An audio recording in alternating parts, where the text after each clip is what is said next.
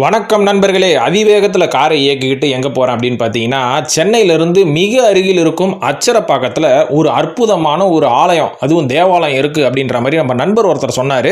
ஆனால் நான் கிளம்பி போகிறதுக்கு ரொம்ப லேட் ஆகிடுச்சுங்க. என்னங்க, நான் இந்த வண்டியில் போகும்போது ஒரு 5 மணி இருக்கும்னு நினைக்கிறேன்.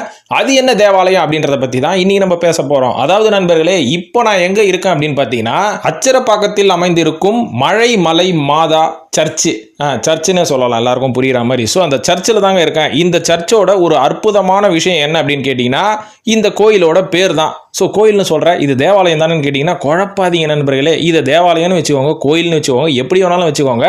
ஸோ இந்த அச்சரப்பாக்கத்தில் அமைந்திருக்கும் இந்த மழை மாதா அப்படின்ற ஒரு பேரே வித்தியாசமான பேருங்க. எதனால் இந்த பேர் வந்தது அப்படின்னு கேட்டிங்கன்னா, இதுக்கு பின்னாடி ஒரு பெரிய வரலாறு இருக்குது. அதாவது கிட்டத்தட்ட ஒரு 1969 வருஷம் அச்சரப்பாக்கம் கடும் வறட்சியை சந்திச்சுதான். அப்போ அந்த ஊர் மக்கள்லாம் என்ன பண்ணியிருக்காங்க, இந்த ஊரில் மழையும் இல்லை, முப்போகமும் விளையில.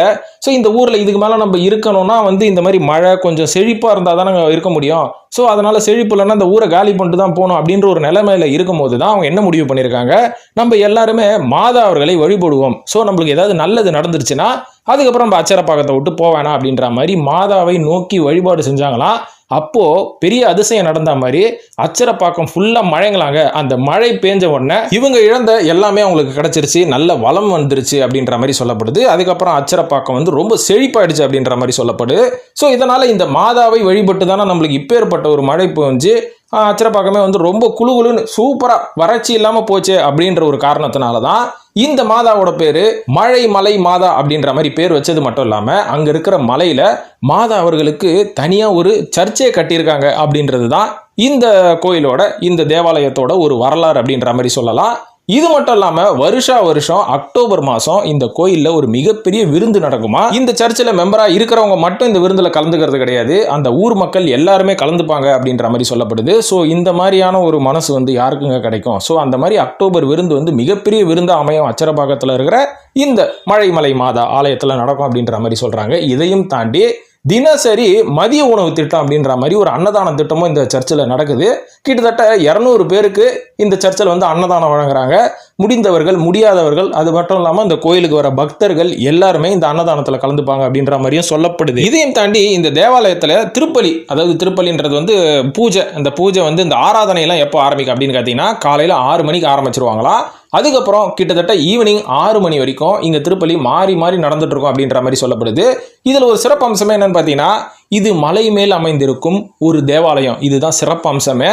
ஏன்னா நிறைய தேவாலயங்கள் சென்னை சுற்று வட்டாரத்தில் பார்த்தீங்கன்னா எல்லாமே கீழே தரையில் தானே இருக்கும். ஆனால் இந்த தேவாலயம் மலைக்கு மேலே இருக்குங்க, பார்க்கறதுக்கே ரொம்ப அழகாக இருக்கும். நானே பார்த்தீங்கன்னா ரொம்ப லேட் ஈவினிங் தான் போனேன். இருந்தாலும் அங்கே லைட்லாம் போட்டு செட் பண்ணி சூப்பராக வச்சுருந்தாங்க. எனக்கு ரொம்ப பிடிச்சிருந்தது. அது மட்டும் இல்லாமல் இது நடந்து போகிற ஒரு தூரம் தான். நீங்கள் நடந்து போகிற வழியில் இயேசுநாதர் அவர்களை குரூசிஃபை பண்ணாங்க பார்த்தீங்களா, சிலுவையில் அரைஞ்சாங்க பார்த்தீங்களா, அப்போ ஒரு நிகழ்வு நடந்திருக்கும்ல, அந்த நிகழ்வை அழகாக சிலை வடிவில் இந்த இடத்துல போகிற வழியிலே அப்படியே செதுக்கி வச்சுருப்பாங்க. ஸோ நீங்கள் புதுசாக இந்த சர்ச்சுக்கு போகிறதா இருந்தால் அந்த நிகழ்வுகள் எல்லாத்தையும் நீங்கள் பார்த்துக்கிட்டே போனீங்கன்னா உங்களுக்கு மேலே ஏறுற அந்த சிரமமே இருக்காது அப்படின்றது ரொம்ப ஆச்சரியமான விஷயம். இது மட்டும் இல்லாமல் நீங்கள் மேலே போனதுக்கப்புறம் ஒரு பெரிய அதிசயம் காத்துட்டு இருக்கு. அது என்ன அதிசயம் தெரியுங்களா? நீங்கள் மேலே ஏறி போனதுக்கப்புறமா நீங்கள் ஒரு மாதா ஆலயத்தை பார்ப்பீங்க. பார்க்கறதுக்கு சின்னதாக அழகாக, ரொம்ப அழகாக இருக்கும் அப்படின்னு சொல்லலாம்.